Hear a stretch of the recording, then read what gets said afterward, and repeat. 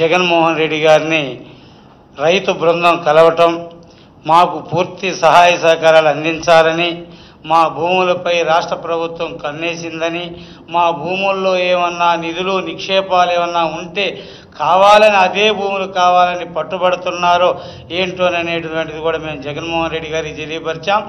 అయితే జగన్మోహన్ రెడ్డి గారు స్పష్టంగా ఏం చెప్పారంటే, మీ రైతులకు అండగా ప్రకాశం జిల్లా, నెల్లూరు జిల్లా, 2 జిల్లాల ప్రజాప్రతినిధులు పార్టీ పరంగా మీకు పూర్తిగా అండదండలు అందిస్తారని, భవిష్యత్తులో మీకు అవసరమైనప్పుడు, నా అవసరం ఎప్పుడుందో ఆ టయాన నేను వచ్చి రైతుల పక్షాన పోరాటానికి మీ గ్రామానికి వస్తానని తెలియజేశారు. దాని సందర్భంగా ఆయనకి ప్రత్యేక ధన్యవాదాలు తెలియజేస్తున్నాం. ప్రభుత్వం ఎంత నిర్బంధాలు ప్రయోగించినా మా గ్రామంలో ప్రాణమైనా ఇస్తాం, కానీ సెంటు భూమి కూడా ఈ ప్రభుత్వానికి ఇవ్వమని, పచ్చని పంట పొలాలలో మీరు చేసేటువంటి పారిశ్రామిక పేరుతో రాజకీయ నాయకులు మా భూములపై రియల్ ఎస్టేట్ వ్యాపారం చేయటానికి ఇండో సోలార్ పరిశ్రమని ముందుకు తీసుకొస్తున్నారు తప్ప ఇది ఇండో సోలార్కి ఎలాంటి సంబంధము లేదు. వాళ్ళకి ఆల్రెడీ ఏలూరు, చేవూరు గ్రామాల్లో ఇచ్చున్నారు. వాళ్ళ పని కాదది. మీరు కావాలని ఆ పేరు అడ్డం పెట్టి మా భూములు తీసుకొని మీరు రియల్ ఎస్టేట్ వ్యాపారం చేయడానికి ప్రయత్నం చేస్తున్నారు. ఇంచు భూమి కూడా ప్రభుత్వం తీసుకోలేదు అని మేము తెలియజేస్తూ సెలవు తీసుకుంటున్నాను. ఏదైతే ఈరోజు మాజీ ముఖ్యమంత్రి అయినటువంటి జగన్మోహన్ రెడ్డి గారిని మా నియోజకవర్గ కందుకూరు నియోజకవర్గం అయినటువంటి కరేడు పంచాయతీలోని రైతులు అందరం వచ్చి ఈరోజు సార్కి మేము పడుతున్నటువంటి బాధలు, ఇబ్బందులన్నిటినీ చెప్పిన తర్వాత మాకు చాలా అండగా నేను ఉంటాను అని ఈరోజు మాకు అదే ధైర్యం ఇచ్చాడు. అదే ధైర్యంతో మేము వెళ్ళి రేపు ఇంకా పోరాటాన్ని ఎక్కువగా చేసి మా భూములు మేము దక్కించుకుంటాము. దీనికి సార్కి ప్రత్యేక ధన్యవాదాలు తెలుపుతూ ముగించుకుంటున్నాను. ఈరోజు కందుకూరు నియోజకవర్గం నుంచి కరేడు గ్రామ రైతులందరూ కూడా జగన్మోహన్ రెడ్డి గారిని కలవడానికి రావడం జరిగింది. ఇక్కడ సమస్యని పూర్తిగా జగన్మోహన్ రెడ్డి గారికి అవగాహన వచ్చే విధంగా రైతులు కానీ మేము కానీ ఎక్స్ప్లెయిన్ చేయడం జరిగింది. గత ప్రభుత్వంలో రామాయపట్నం పోర్టు తీసుకొచ్చాం. రామాయపట్నం పోర్టు తీసుకొచ్చే టైంలో కూడా ఎటువంటి చిన్న అలిగేషన్ కూడా లేకుండా భూమి సేకరణ కానీ, నిర్వాసితులకి న్యాయం చేయడానికి కానీ, వాళ్ళకి పునరావాసం కల్పించడం కానీ ఇవన్నీ కూడా చేసి దాదాపు సంవత్సరంలోనే పోర్టుని సగానికి పైన నిర్మాణం చేయడం కూడా వైఎస్ఆర్ కాంగ్రెస్ పార్టీ ప్రభుత్వం జరిగింది. అదే రోజు మళ్ళీ ఇక్కడ పోర్టుకు అనుబంధంగా పరిశ్రమ వస్తే బాగుంటుందని చెప్పని పెద్ద కంపెనీ అయినటువంటి ఇండోసోల్ కంపెనీ ముందుకు వస్తే అక్కడ పోర్ట్ ఆనుకుని ఉండే చేవూరు అనే పంచాయతీలో 3000 ఎకరాలు అక్విజిషన్ చేసి రైతులందరితో కూడా ముందే మాట్లాడి రైతులను ఒప్పించి వాళ్ళకి పొలాలకు కావాల్సిన ధరలకు కూడా ఒప్పించి దాదాపు ఇండోసోల్ కంపెనీ నుంచి 417 కోట్ల రూపాయల డబ్బులు తీసుకొని ఆ డబ్బుని వాళ్ళ రైతుల ఖాతాల్లో వేసి 1500 ఎకరాలకు కూడా డబ్బులు చెల్లించడం జరిగింది.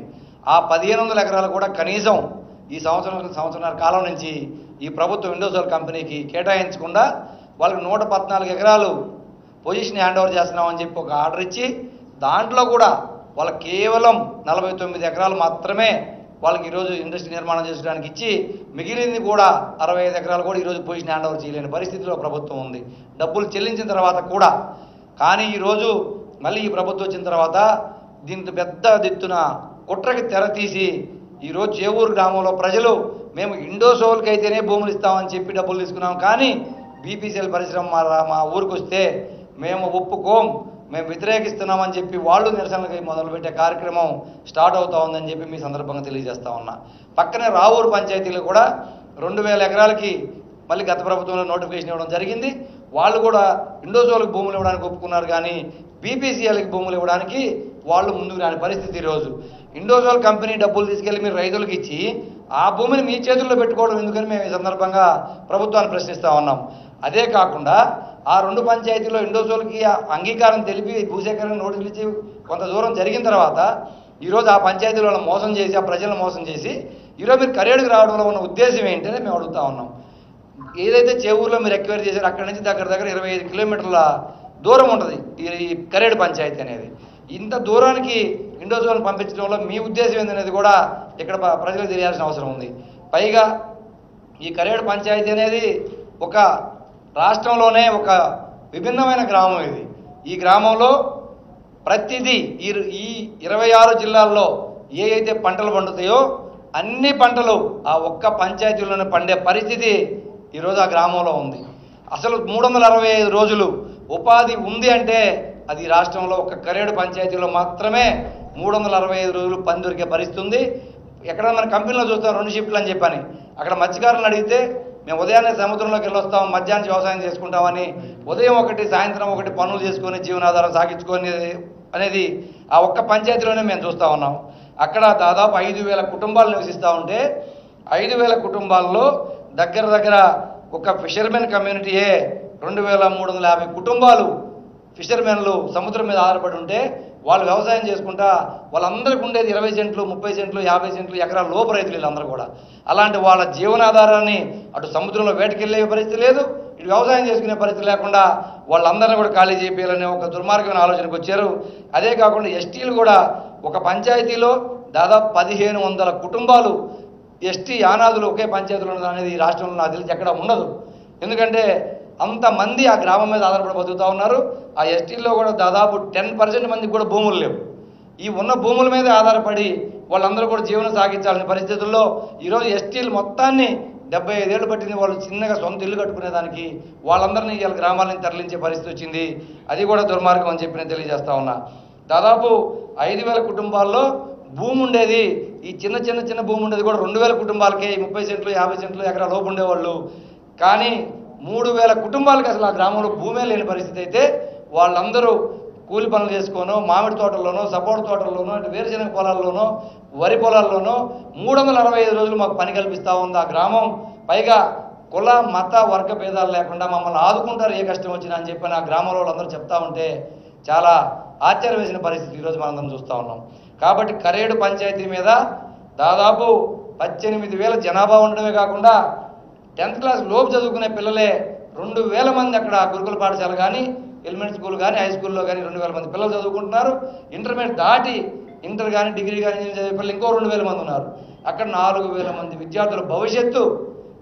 ఇక్కడ ఎస్టీకి వచ్చేటప్పటికి 2,000 దాదాపు 1,500 కుటుంబాలు అంటే దాదాపు 6 నుంచి 7,000 మంది ఎస్టీలు వాళ్ళ జీవన భృతి వాళ్ళ జీవనం ఈరోజు రోడ్డు మీద పడే పరిస్థితి వచ్చింది.